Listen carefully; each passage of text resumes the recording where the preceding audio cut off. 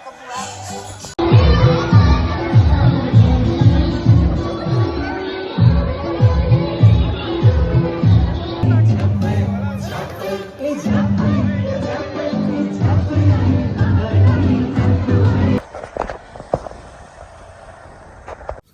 Hello, आज चाहिँ म पार्टी प्यालेसमा छु। यहाँ चाहिँ मेरो भाइको व्रतबन्ध हुँदैछ अनि यो चाहिँ ग्रान्ड अफ द पार्टी हो जुन हाम्रो फ्यामिलीको र दिदीहरू हुनुहुन्छ र यसै गरी चाहिँ भाइको चाहिँ व्रतबन्धमा हामी सबैको भेट भएको छ है। मैले चाहिँ आफ्टर लङ टाइम पछाडि भिडियो बनाउँदैछु। मैले दसैँभन्दा अगाडि भिडियो राखेको थियो, त्योभन्दा पछाडि मैले भिडियो राखेको छैन। उहाँ चाहिँ हाम्रो बेहुला हुनुहुन्छ, ऊ चाहिँ हाम्रो बेहुलाको दिदी हो र उनीहरू चाहिँ मेरो आफ्नै अङ्कलको छोराछोरी हुन्। अनि यो चाहिँ हाम्रो मैले फोटोसुट गरिदिएको, त्यहाँदेखि सो हलको पनि फोटो राखेँ, फुपूहरू हुनुहुन्छ। यसै गरी उहाँहरू चाहिँ हाम्रो भाइको मावलापट्टि, हाम्रो पनि मावला हो। त्यस पछाडि उहाँहरूको चाहिँ खाने क्रम। अनि यो चाहिँ एउटा किचन भनौँ न, किचन हलको एउटा डेकोरेसन।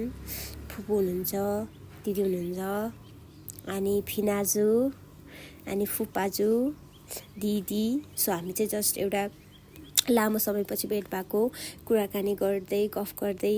अनि यो टाइममा चाहिँ हाम्रो डिनरको टाइम थियो, जुन यो भनेको चाहिँ खाना खानुभन्दा अलिकति अगाडि डिनर होइन, खाजा।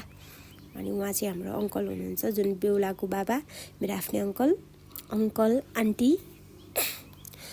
अनि मेरो अङ्कल आन्टीको चाहिँ लभ म्यारेज भएको हो पहिला नै, त्यस पछाडि भाइ र बहिनी नै भाइ भएको हो र अहिले भाइकै छोर भनौँ न व्रतबन्ध भइराखेको छ। र यो चाहिँ स्विट ब्याङ्केट र यहाँको डेकोरेसन चाहिँ एकदमै बेस्ट लाग्यो। र उहाँहरू चाहिँ मेरो जेठी फुपू हुनुहुन्छ। अनि ऊ चाहिँ मेरो माइल दिदी, भाइको अब भाइलाई टिका लाउँदै हुनुहुन्छ। माइल दिदी र जेठी दिदीको बिहे भएर उनीहरूले चाहिँ सगुनहरू दिनुपर्ने त्यो भएको हो। र म र कान्छी बहिनी चाहिँ पर्थेन।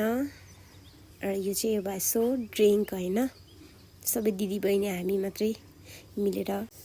ल लास्टमा चाहिँ यो सबै हल खाली भइसके पछाडि, सबैजना पार्टी सकेर गइसके पछाडि मैले खिचेको भिडियो हो र अन्तिमसँग हेरिदिनु भयो। हजुरहरूलाई थ्याङ्क यू सो मच।